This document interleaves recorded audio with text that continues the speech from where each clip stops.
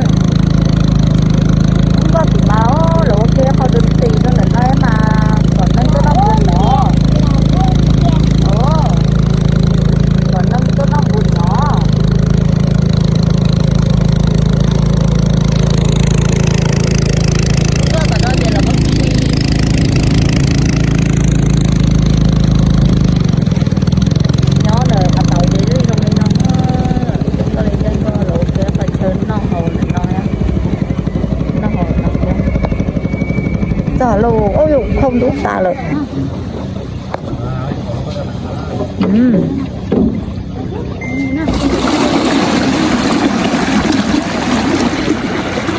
Alo.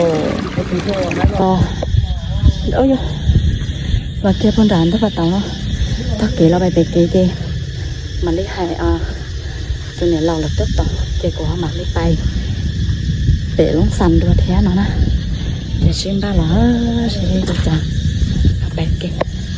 Sẽ cũng dùng một chút để rò rô đi trái cho mình luôn. Đã sẽ cũng cho cái cổ lũ rò theo một chút rồi bé. Để mấy lo lũ rò. Bé lũ rò cố đó này. Bé lũ rò lo. Đó là. Thì chừng cho bé mấy lo nhắn đời thì. Còn mấy cái pháo là đánh nhóc quá.